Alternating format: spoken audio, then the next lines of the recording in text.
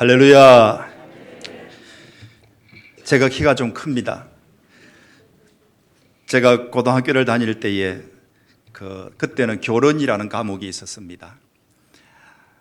3년 내내 키가 큰 사람이라서 제일 앞에 서야 했습니다. 그래서 3년 내내 기술을 했습니다. 그래 다른 친구들은 총검술하고 막 그렇게 할 때에 키만 들고 앉아서 놀기도 하고 그랬는데 키가 큰 게 좋은 것이 참 많습니다. 높은 데서 이렇게 내려다 보니까 좋기도 합니다. 근데 이 발판을 빼려 하다가 그냥 높은 데 서기로 그렇게 했습니다. 오늘도 이 오후 시간에 여러분들과 함께 예배드리게 되어서 하나님께 감사하고 또 하나님께 영광을 올려드립니다. 하나님의 은혜와 평강이 여러분들과 함께 하기를 간절히 바랍니다. 오늘 직원 헌신 예배로 찬양을 드리는 것 보니까 여러분들만 해도 참 교회가 힘있게 든든히 서가겠다 하는 그런 마음을 가지게 됩니다. 하나님께서 여러분들을 존귀하게 쓰셔서 진교교회가 하나님의 뜻을 잘 이루어가기를 예수님의 이름으로 축복합니다. 중세 이탈리아의 단테라고 하는 시인이 있었는데 신곡으로 유명하죠. 이분이 쓴 신곡 가운데 지옥편에 보면 지옥도 9개 층으로 이렇게 되어 있다라고 적어 놓고 있습니다. 물론 이게 성경적인 것은 꼭 아닙니다. 그렇지만도 이 지옥이 있다 하는 것하고 그 다음에 지옥의 제일 아래층에 있는 사람들이 배신자들이 그곳에 들어가 있다 하는 것을 보면서 참 전혀 성경적이지 않은 것은 아니다 라는 생각을 하게 됩니다. 중세 사회가 기독교 사회였기 때문에 또 그렇기도 하겠지만은 또 이 사람은 그 중세 사회가 캐톨릭 사회 아니었습니까? 그렇기 때문에 우리하고는 조금 관점이 다릅니다만은도 그렇게 지옥편을 적어 놓고 있습니다. 제일 아래쪽에 가게 되면은 배신한 자들, 가룟 유다와 같은 그런 자들이 그곳에서 꽁 얼어붙은 그곳에서 고통을 당하고 있다 하는 것을 적고 있습니다. 신앙의 배도에 대해서 그렇게 또 엄격하게 보는 그런 관점을 우리에게 잘 보여주고 있다고 할 수 있습니다. 여러분, 신앙의 배도와는 개인적이든 사회든 하나님의 징계의 대상이 되기도 하죠. 하나님께서 참 미워하시는 것 중에 하나가 하나님을 떠나서 배신하는 것입니다. 이스라엘 백성들이 남과 북으로 나누어져 있어가지고 나중에 이스라엘, 북쪽 이스라엘은 아수르에게 망하고 남쪽 유다는 바빌론에게 망하는데 이 북쪽 이스라엘이 망하는 것을 보면서 이사야 선지자나 여러 선지자를 통해 가지고 봐라, 저 북쪽 이스라엘이 저렇게 하니까 망한다라고 몇 번이나 경고하고 말씀을 반복해서 합니다. 교훈을 받으라는 거죠. 그런데 그 교훈을 받으라고 하는 말씀의 핵심이 뭐냐 하면 하나님을 떠나지 말라, 하나님을 배신하지 말라는 것입니다. 유다 백성들에게 그렇게 하나님께서 참 이사야를 통해서 말씀하셔도 그들은 패역한 자들이라서 말하자면 마음이 완악하고 불순종해서 하나님이 약속을 주시기도 하고 경고를 주시기도 하지만도 그것을 신뢰하지 못하고 저 아수르에게 맞서기 위해서 애굽을 찾아가고 그리고 또 아수르에게 또 가서 아부를 떨어서 굴복하기도 하고 조공을 갖다 바치면서 하나님은 신뢰하지 않았습니다. 그때 하나님께서 유다 백성들에게 엄청난 징계를 말씀하십니다. 그리고 결국에는 자기 백성을 사랑하신 하나님께서 또 희망도 그렇게 이야기해 주시기도 하죠. 어쨌든 하나님은 신앙의 배도를 참 미워하시고 징계하시고 심판하신다라는 것입니다. 이스라엘이 민족적으로 배신하던 때가 있었습니다. 우리가 오늘 읽은 이 사사기 말씀의 시대인데요. 이 사사기 시대는 약 350년간 계속이 되었는데 이때는 이스라엘 백성들이 하나님도 섬기고 또 다른 가나안 땅에 있는 중동 땅에 있는 그런 여러 신들도 섬기는 그런 상태였습니다. 그러니까 종교 혼합주의가 되어가지고 하나님께도 제사를 드리고 예배를 드리고 그리고 다른 신들도 경배하고 하던 그런 때였습니다. 그래서 하나님께서 이방 민족을 들어서 징계하고 심판하는데 수십 년 동안 그 이방 민족이 이스라엘을 지배할 때가 여러 번 있었습니다. 그러면 백성들이 하나님께 가서 호소하고 부르짖습니다. 그들이요, 하나님을 알지 못하는 세대라고 성경은 말하고 있지만 하나님의 이름도 모르고 그리고 또 하나님을 경배하는 법도 모르고 그런 것이 아니에요. 하나님도 섬기고 다른 신도 섬기던 그런 자들이었습니다. 그러니까 급하니까 이제는 하나님께 가서 간구하고 부르짖고 애원하고 그리고 매달립니다. 그러면 하나님께서 또 이스라엘의 지도자를 세워가지고 그들을 구해줍니다. 그러면 또 시간이 좀 지나면 똑같이 또 그럽니다.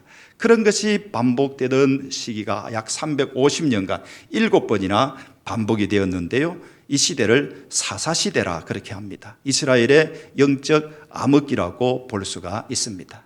오늘 읽은 말씀도 이 영적 암흑기 가운데 한 시대의 사건을 말하고 있습니다.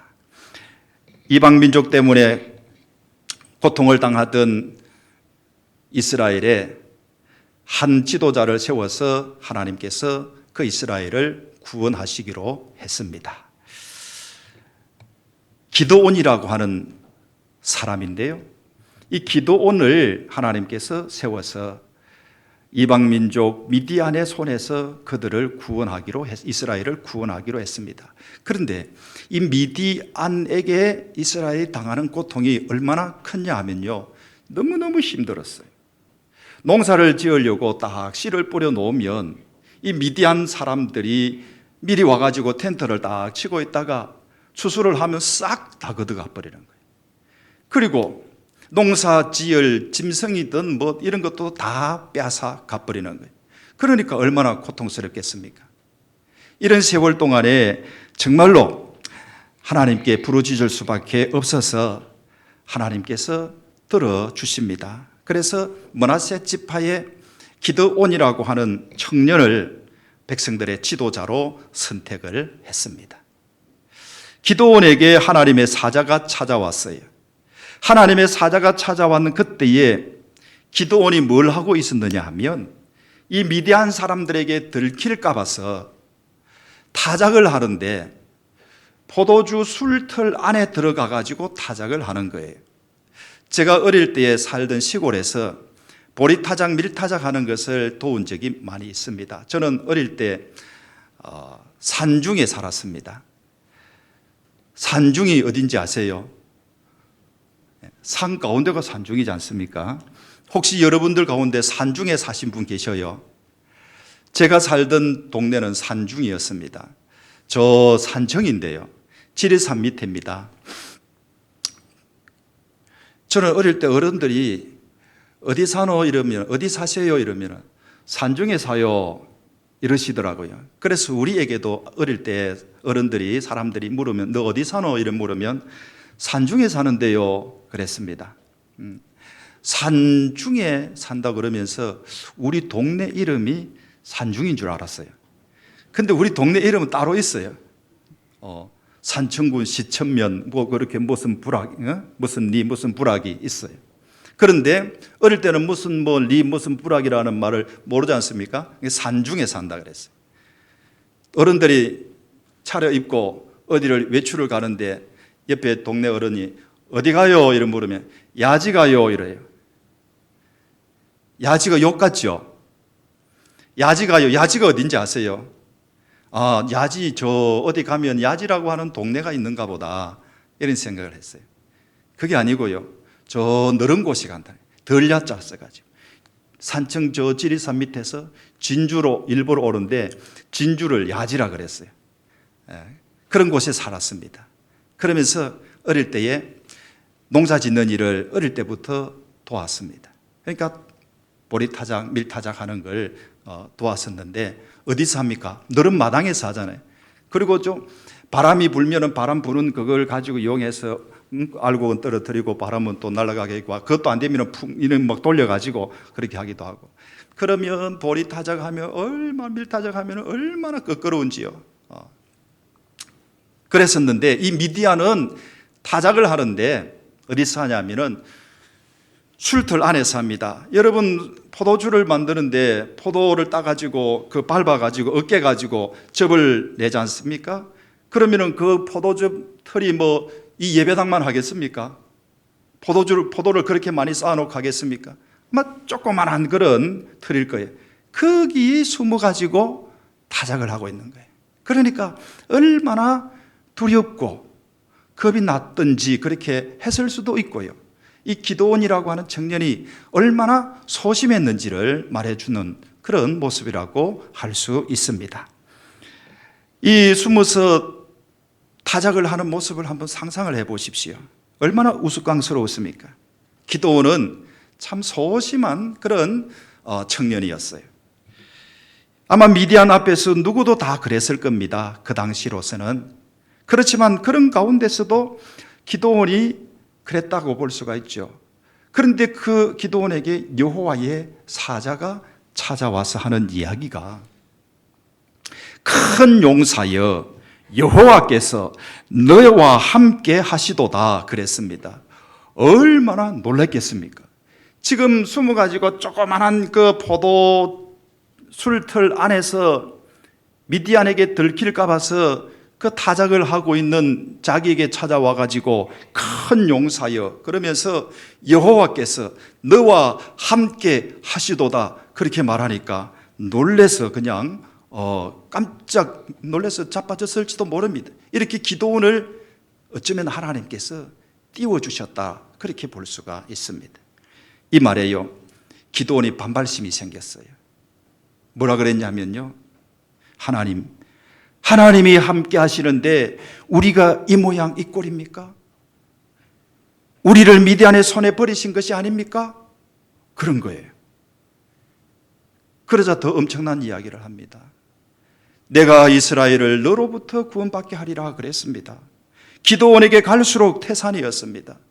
아니, 큰 용사여 여호와께서 함께 하시겠다 그렇게 말하는 걸 넘어서 너가 이스라엘을 구원해야 된다라고 그렇게 말을 하는 거죠. 기드온이 겁이 덜컥 났어요. 그러자 뭐라 그러냐면 나는 므낫세 지파 사람이고요 가장 약한 자입니다.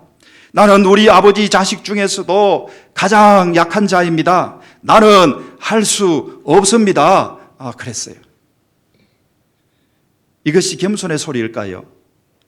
실제로 기드온은 소심하고 겁이 많은 사람이었습니다. 적어도 한 지파 또는 이스라엘의 지도자가 되려면, 그리고 위기에 처한 자기 민족을 구하는 사람쯤 되려면 여호와의 사자가 와서 큰 용사여 그랬듯이 용사 정도는 되어야 할 것입니다. 여러분, 일제강점기 때를 한번 생각해 보십시오. 우리나라 독립을 위해서 많은 사람들이 목숨을 내놓았습니다. 목숨을 내놓으면서 초계같이 내놓았어요. 마른 풀처럼 그렇게 내놓았어요. 그러니까 자기 생명을 내놓고서라도 그렇게 민족을 구해보겠다고, 큰 일은 못하지만 내 목숨 하나라도 같이 보태겠다고 그런 사람들이 독립운동가들이었습니다. 그런데 이스라엘 민족을 구하겠다고 세우겠다 하는 이 기드온은 전혀 그런 마음이 없었습니다. 나라가 이 지경인데도 용기도 가져보지 못하는 그런 사람이었습니다. 그런데 하나님께서 답답했어요. 이렇게 말씀하십니다. 내가 반드시 너와 함께 할 것이고 내가 미디안 사람 치기를 한 사람 치듯 하리라 그랬습니다. 기드온이 거부하다가 어쩔 수 없어서 이제는 받아들이기로 했습니다. 하지만 확신이 없었습니다. 성경의 위대한 인물 가운데 대체로 다 그랬어요. 여러분, 모세를 한번 생각해 보십시오. 모세를 하나님께서 시내산에서 부르실 때 뭐라 그럽니까? 이스라엘 백성들을 구하러 가라 그러니까 제가 어떻게 갑니까? 제가 가면 그 사람들이 말을 듣습니까? 여호와께서 보내셨다고, 하나님께서 보내셨다고 하면은 알아들을까요? 하나님이 누구냐고 그렇게 말하면 내가 뭐라고 해야 되겠습니까? 그러지 않습니까? 못하겠다고. 그랬습니다. 기도원은 훨씬 더 그랬다고 볼 수가 있죠. 아마 교회 직분자들이 가지는 보통의 마음이 그렇지 않을까 그런 생각을 해봅니다. 여러분, 여기 앉아 계신 우리 재직 직분자 여러분들, 내가 가장 적합한 사람이기 때문에 내가 이 직분을 받았습니다, 그렇게 생각되시는 분이 있습니까? 아마 거의 없을 거예요. 당회에서 땅에서 재직을 임명하고 그리고 교회 사역하는데 일꾼으로 임명을 하려고 하면 뭐라 그랬습니까? 못해요. 제발 시키지 마세요. 안 할 겁니다. 그런 사람들이 많이 있을 거예요. 아마 대부분이 그렇지 않았을까요? 이제 연말은 지났으니까요. 그런 이제 말은 할 시기가 아니죠. 연말을 지나면서 저도 마찬가지입니다. 우리 교회도 마찬가지. 이런 일 맡으세요, 저런 일 맡으세요라고 그렇게 이야기하면 목사님 1년만 있다가 할게요. 제일 부드럽게 대답하는 사람이 그렇게 하고요. 시키지 마세요. 그렇게 말하기도 하고요. 못합니다. 그렇게 하기도 하고요. 안 합니다. 그런 사람도 있습니다. 아마 대부분의 직분자들이 그런 마음 가지고 했을 수 있습니다. 여러분들 가운데도 아마 그런 분들이 계실 거예요. 기도원도 그랬는데 뭐 이해합니다. 그런데 기도원이나 모세의 결말을 우리가 안다 그러면 그런 말 했던 것이 참 부끄럽다 하는 그런 생각도 해보게 되는 것이죠.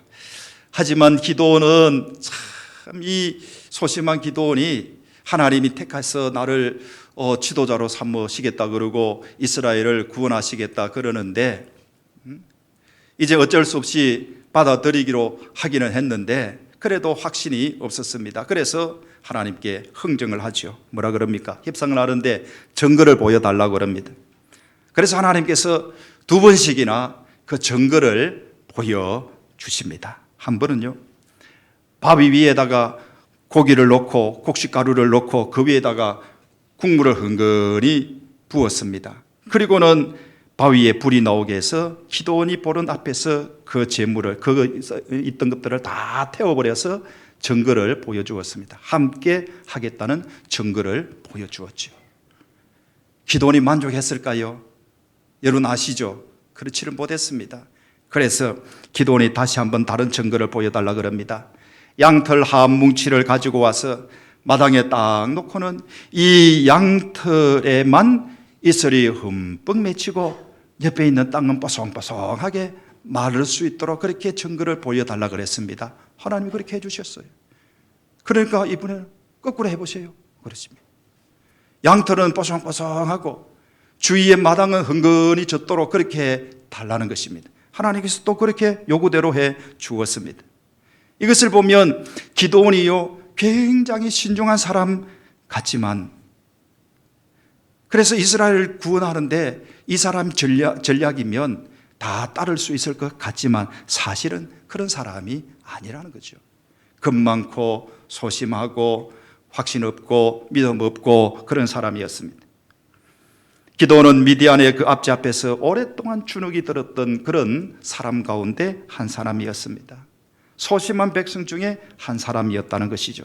심지어요, 전쟁에 나가서까지도 이 기도원은 내가 왜 전쟁에 나왔는지 확신도 없었어요.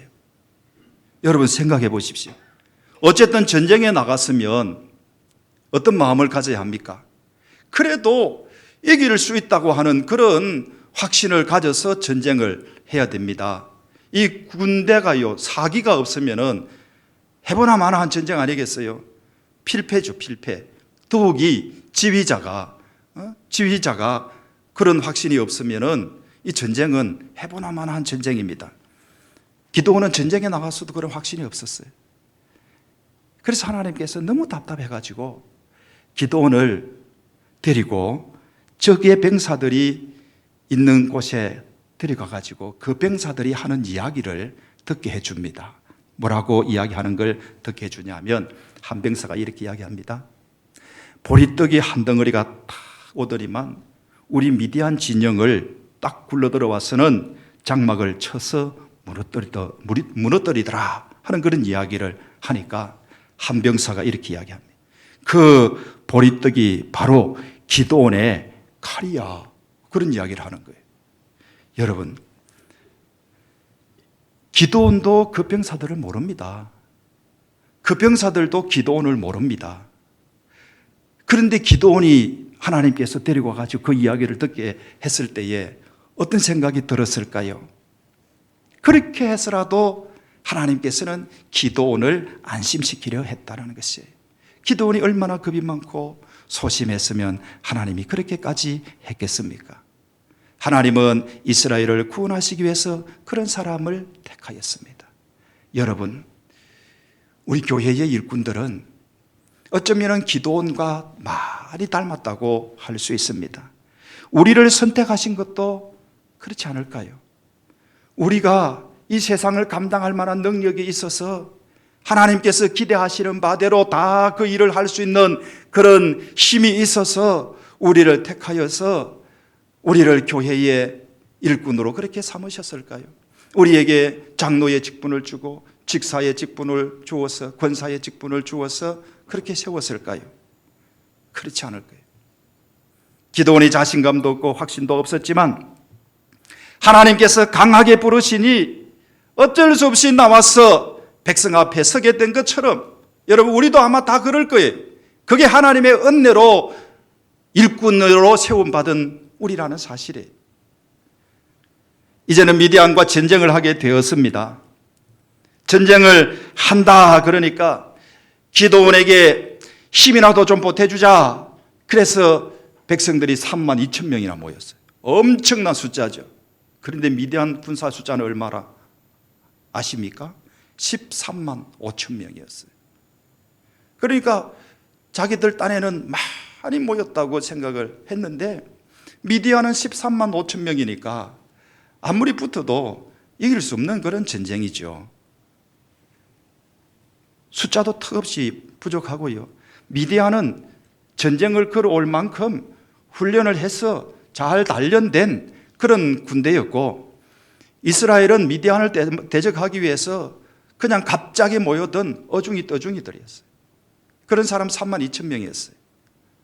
그런데 하나님께서 기드온에게 말합니다. 너를 따르는 사람들이 너무 많다는 거예요. 그래서 내가 그 사람들 너희들 손에 미디안을 넘겨주지 않을 거라 그럽니다. 혹시 이스라엘이 전쟁에 이기면 그럴 가능성이 거의 없는 것이 아니라 없지만 그래도 이스라엘이 어찌어찌 하다가 전쟁에서 이기게 되면 우리가 이겼다고 그렇게 할까 봐서 3만 2천 명 이스라엘 너희들에게 미디안을 넘겨주지 않을 거라고 이야기하십니다. 그래서 숫자를 줄이라 그럽니다. 숫자를 줄이라 그러는데 기드온이 그 모인 3만 2천 명을 보고 전쟁 겁나는 사람, 집에 가고 싶은 사람 가라 그러니까 우르르르 다 가버리는데요. 남은 사람이 10,000명이었어요. 2만 2천 명이 가버린 거예요. 2만 2천 명이 처음부터 전쟁할 마음도 없는 그런 어중이들이에요. 10,000명도 비슷한 사람들이라고 볼 수 있습니다. 하나님께서 또 10,000명은 남았는데 그 10,000명을 보고서도 그래도 숫자가 많다 줄이라고 그렇게 말합니다. 그래서 기드온이 숫자를 줄이는데 줄이려고 하면서 이제는 소수로 그렇게 하시겠다는 것이 하나님의 뜻인 줄을 알았습니다. 여러분, 10,000명 중에서도 소수를 뽑는다 그러면 소수정예 아니겠어요? 탁월한 용사들만 남겨놓겠다는 그런 것이 아니겠습니까? 이런 사람들 얼마나 강한 사람이 되어야 할까요? 우리나라 해병대가 있죠. 저희 교회도 청년들이 해병대 요즘에 잘 가더라고요. 다른 데 가는 것보다 해병대 가가지고 좀 훈련도 좀 받고 싶다 해가지고 해병대를 가는 친구들이 제법 있어요. 근데 제가 해병대는 어떤 사람들이 가게 되나, 어떤 조건이 돼야 되나 하고 홈페이지를 한번 찾아보니까 이래요. 키는 158 이상 돼야 되고요. 그 다음에 18세부터 27세 대한민국 남성 고졸 이상, 그리고 신체 등위가 3등급 이상, 그리고 1차, 2차 시험을 치는데 1차 시험 100점, 2차 시험 100, 60점 이런 점수를 합니다. 1차 시험 100점 중에 자격증이 40점, 전공이 30점, 출결 10점, 가산점 20점 그래요. 2차 시험에는 면접이 70점, 체력이 70점, 신체검사 20점 그래요. 여러분 듣다 보니까 좀 이상한 게 있지 않습니까? 뭔 출결이 점수가 있다. 출결이 10점이 있다. 그래. 무슨 말이냐면 고등학교 때 생활기록부를 내라 이 말이죠. 출석을 잘 했는지 어쩐지 그걸 보겠다고 그러는 것입니다. 그렇게 하면 다 가는 게 아니고 그렇게 하면 해병대 후보가 될 자격이 있다는 거예요. 그런 사람들 중에 이제는 골라서 뽑는 거죠. 하나님께서 1만 명 중에 숫자를 줄이라 그랬는데 그 기준을 정해 주었습니다. 그 기준이 뭐겠습니까? 소수 정예를 선발하는 그 방법이 어떤 거겠습니까? 미디안을 대적하려고 하면 얼마나 강한 사람들을 선발해야 하겠습니까? 당연히 달리기도 잘해야 되고요, 무기도 잘 다루어야 되고요, 체력도 좋아야 할 것입니다. 전투 경력이 얼마나 되는지도 따져보았을 겁니다. 그래도 미디안을 대적하기에는 턱도 없죠. 그런데 하나님이 정한 기준이 그런 게 아니었어요. 너무도 어처구니 없고 특이했습니다. 남아있는 1만 명을 물가로 데리고 가서 물을 마셔보게 하라 그랬습니다. 강물을 마실 때에 개처럼 핥아먹는 사람하고 무릎을 꿇고 고개를 숙이고 물을 먹는 사람하고를 나누라. 그게 기준이에요. 다른 기준이 아무것도 없어요. 그래서 그렇게 했더니 개처럼 물을 핥아먹는 사람이 300명, 무릎을 꿇고 고개를 숙이고 물을 그냥 물에 쳐박고 벌컥벌컥 마시는 사람이 9,700명이었어요.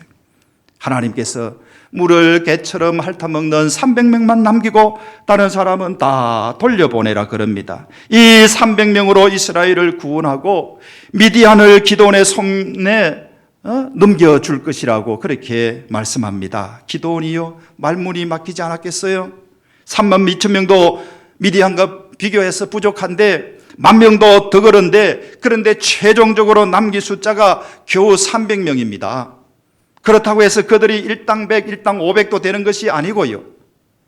사실은 이 300명을 자세히 생각해 보면 이 사람들은 그들 가운데서도 별로 인정을 받지 못하는, 이스라엘 가운데서도 별로 인정을 받지 못하는 그런 사람들이었다고 할 수 있습니다. 어떤 사람들은 이 300명이 물을 마실 때에 물을 딱 떠갖고 개처럼 핥아 먹었으니 고개를 물에 쳐박고 먹는 사람보다 뛰어난 사람이라고 말합니다. 사주 경계를 잘하고 주위를 잘 살펴보고 그렇게 먹는 사람은 그런 군인이 될 수 있고 용사가 될 수 있는 사람이 아니냐 그렇게 말합니다. 정말로 그럴까요? 정말로 그런 사람들이 이 300명이 용사일까요? 저는 이것이 그런 뜻이 아니라고 봅니다. 오히려 전혀 용사라고 할 수 없는 사람들인 거예요. 소수를 뽑다 보니까 이렇게 물을 손에 떠서 개처럼 핥아먹는 사람이 300명, 다르게 먹는 사람이 9,700명이었어요. 그래서 300명만 남긴 거예요. 만약에 9,700명이 이를 물을 이렇게 개처럼 핥아먹고 이렇게 손을 떠서 핥아먹고 300명이 머리를 물에 넣고 그렇게 먹었으면 그 300명을 그렇게 또 남겼을 거라고 봅니다. 그런데 이 300명이 또 용사가 아니라고 하는 그런 뉘앙스가 강하게 풍기는 표현은 개처럼 물을 핥아 먹는 사람들이라고 표현하고 있다는 사실이에요. 여러분, 별 볼 일 없는 사람이라고 하는 것을 강조하고 있는 거죠. 여러분, 이스라엘 사람들에게 개가 어떤 존재입니까? 그들은 개를 싫어합니다. 먹지도 않습니다. 욕을 할 때도요, 개 뭐뭐뭐 같다 그러죠. 우리나라 사람들하고 비슷해요. 우리나라 사람들도 다른 사람 무시하거나 욕할 때 뭐라 합니까? 개 XX. 그러죠. 개 같은 뭐뭐 이러지 않습니까? 이런 걸 보면은 이 300명은 이스라엘 사회에서도 별로 인정을 받지 못하는 그런 사람들이라고 하는 그런 뉘앙스가 있는 표현이죠. 흉악한 귀신 들린 딸을 가진 이 엄마가요, 예수님에게 와서 자기 딸을 고쳐 달라고 합니다. 그때 예수님께서 이 여자의 믿음을 시험하기 위해서 뭐라 그럽니까? 나는 이스라엘의 집 잃어버린 양 외에는 다른 데로 보냄을 받지 않았다 그럽니다. 그래도 계속해서 소리를 지르면서 불쌍히 여겨달라고, 우리 딸을 좀 고쳐달라고 그러니까 이 여자에게 예수님께서 가슴을 찌르는 비수와 같은 말을 하죠. 자녀의 떡을 취하여 개들에게 던져주는 것이 마땅하지 않다. 그렇게 말씀하시는 거예요. 이 여자는요, 유대인들이 상종하지도 않던 사마리아 여자였어요. 유대인들은 사마리아 사람들을 좋아하지 않았습니다. 싫어했습니다. 개처럼 여겼어요. 예수님께서 이 여자의 믿음을 시험해보고자 한 말이지만 그 당시 보통 이스라엘 사람들이 아주 무시할 때, 사람을 무시할 때 그렇게 개같이 여겼다라는 거예요. 그러니까 물을 개같이 핥아먹은 300명이라고 하는 것은 사실은 달리기가 빠르고 무기를 잘 쓰고 체력이 강하고 전투 경력이 있고 이런 사람들이 아니라 어쩌면 그 사회에서 별로 인정받을 만한 능력이 없는 그런 사람들이었을 거다라는 것이죠. 틀림없을 것입니다. 그들은요, 군사훈련도 받지 못한 사람들이었어요. 그런데 하나님께서 이 300명으로 미디안과 싸우게 했습니다. 용사도 특공대도 아닌 이 300명이 미디안과 싸운다고 하는 것은 상식적으로 생각하면 정신 나간 일이죠. 그렇지 않습니까? 거기다가 이 300명 손에는 무기도 없습니다. 하나님께서 기드온에게 지시한 전투 방법은요, 말하기도 좀 부끄럽습니다. 많은 미디안 군사들이 잘 훈련돼 있고 무기를 잘 갖춘 군대였던 것에 비해 가지고 이 300명이 가지고 있던 무기는 뭐냐 하면 여러분, 나팔, 빈 항아리, 횃불 이런 게 무기였어요. 어떻게 칼도 한 잘 안 가지고 13만 5천 명을 100명이 맞서서 싸울 수 있겠습니까? 누가 봐도 이상한 모습이죠. 옛날에요, 이런 이야기가 있었죠. 김일성이가 우리 남한을 쳐내려오지 못하는 것은 방이들 때문이다, 그런 이야기를 했습니다. 아침에 저 사람들이 정체를 모른다는 거죠. 아침에 출근할 때에 도시락을 싸가더니만 하루 종일 어디 가서 뭘 했는지도 모르고 총도 안 가지고 있는데 그런 정체를 몰라가지고 못 내려왔다 하는 그런 우스개 이야기가 있었습니다. 기드온의 300명, 기드온과 함께하는 이 300명이요, 손에 무기가 있습니까? 빈 항아리, 횃불, 그리고 뭐라고요? 무기가 없는 거예요. 그런데 그 300명하고 13만 5천 명을 맞서 300명하고 싸우게 하신 거예요. 기드온에게 이렇게 일러줍니다. 300명을 세 부대로 나누어라. 그러니까 아마 100명씩 100명씩 100명씩 그렇게 했을 거예요. 그렇게 해가지고 밤에 미디안 진영에 살금살금 가서 횃불을 가지고 빈 항아리에다가 안에 숨겨서 살금살금 가서 차례대로 고함을 지르면서 그렇게 전투를 하라는 것입니다. 그 전투를 하라고 시켜 놓았는데 이 기드온이요, 이렇게 이야기합니다. 자기가 때리고 있는 300명 오합지졸들에게 이렇게 소리를 외치라 그럽니다. 그래도 사기를 한번 올려보자고 한 거였는데 들어보십시오. 여호와를 위하라, 기드온을 위하라, 그렇게 소리를 지르게 한 거예요. 여러분, 이 기드온이 정신이 나갔죠. 바른 믿음도 없죠. 어떻게 전쟁을 하러 나가면서 기드온 자기를 위하라고 그렇게 소리를 치라고 할 수 있습니까? 그래도 이상하지만도 300명이 나가서 기드온과 함께 전쟁을 했는데 이겼습니다. 어떻게 이겼냐고요? 아까도 말씀드린 것처럼 세 부대로 나누어 가지고 이 횃불을 항아리에 숨기고 가서 고함을 지르고 그렇게 이제 차례대로 하라 그런 거예요.